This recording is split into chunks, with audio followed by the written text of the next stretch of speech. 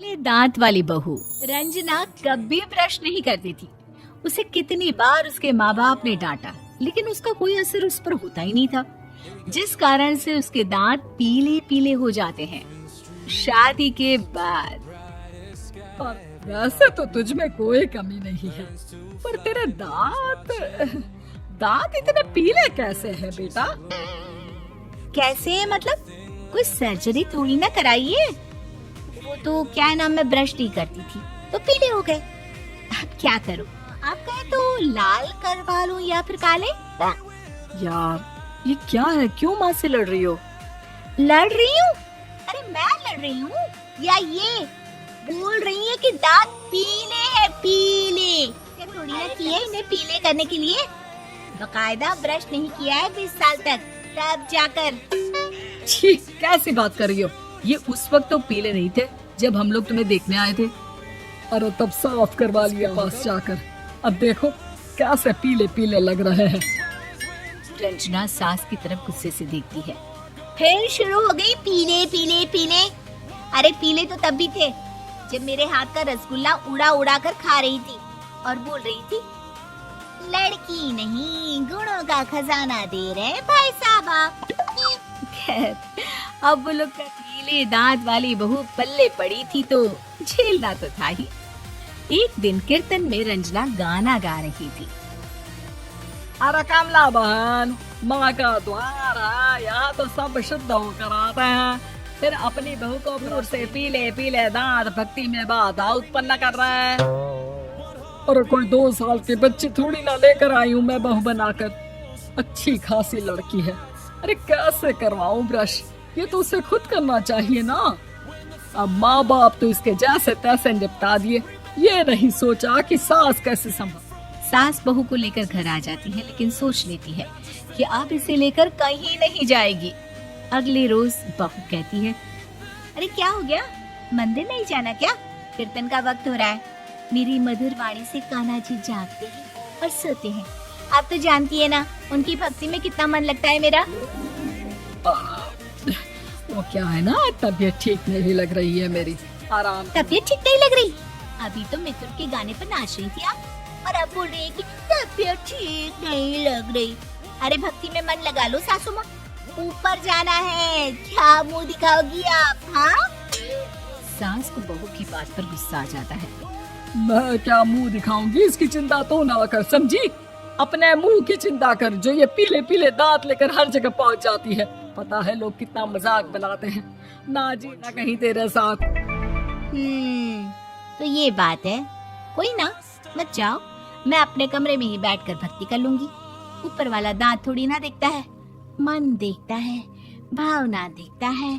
और अरे बस सब कुछ दिखा, बस ये सफेद चमकदार दांत ना दिखाना किसी को, है? जा यहाँ से।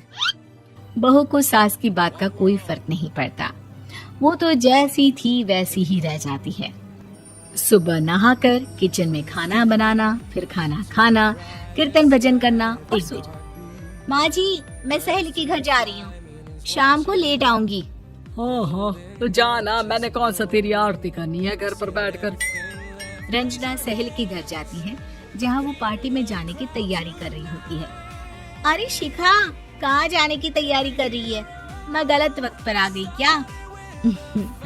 अरे नहीं यार, उल्टा सही वक्त पर आई है। मैंने ये साड़ी और ज्वेलरी निकाली है यार, शाम को इनके ऑफिस की एक पार्टी में जाना है। बताना कैसा लग रहा है ये सब? नहीं यार, इस ड्रेस के साथ तो वो वाली ज्वेलरी अच्छी लगेगी। सही बोल रही है, मैंने ध्यान ही नहीं दिया। वैसे तो हमेशा से मस्त फैशन सेंस रखती है। तो बड़ा जाती होगी ना पति के साथ पार्टी में।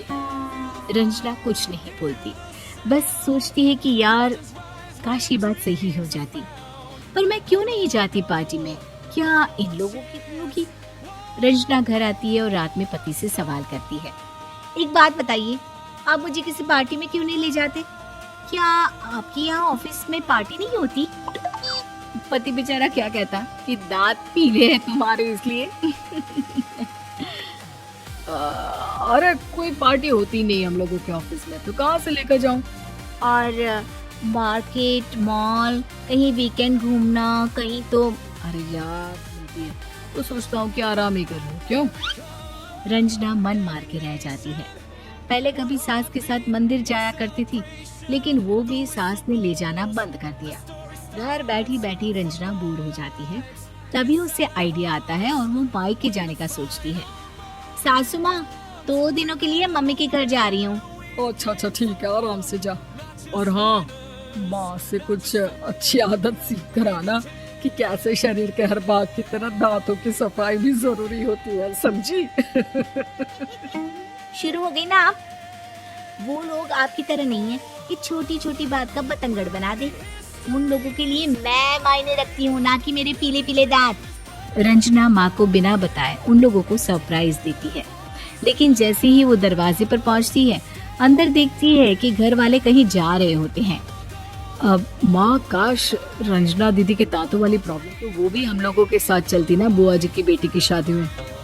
हाँ बेटा, लेकिन अब उसे कौन समझाए कि उसको उसके पीले दांत नहीं दिखते, लेकिन उसके आसपास के लोगों को कितना एम्बैरेसिंग फील कराते हैं। मुझे तो कितनी बार उसके स्कूल की टीचर ने शिकायत की कि उसके साथ कोई लड़की बैठना भी नहीं चाहती, और ना ही कॉलेज में कोई उससे बात करना चाहता था। लेकिन पता नहीं क्यों उसे ये बात समझ में ही नहीं आती। कोई कमी नहीं है उस लड़की में, बस यही कि दांत पीले हैं। वो तो भला हो जीजा जी और उनकी माँ का, जो दीदी को जैसे ही रखा हुआ है। रंजना को अपने घर वालों की बात सुनकर बहुत दुख होता है। वो सोचती है कि वो क्या करे, लेकिन फिर वो सीधा डेंटिस्ट के पास जाती है, अपने दांत चमकाती है और कसम खाती है कि वो रोज ब्रश करेगी। अरे क्या हो गया? तुम तो 2 दिनों के लिए गई थी ना, पर कोई ना, अच्छा है, चलो आ गई तो। रंजना सास के सामने आकर खड़ी हो जाती है और पूरी स्माइल करती है, उसके चमकदार दांतों को दिखाती हुई। चले मंदिर। माँ, मुझे माफ कर दीजिए, मैंने आप लोगों को बहुत एम्बैरेसिंग फील करवाया। मैं आज से रोज ब्रश करूंगी।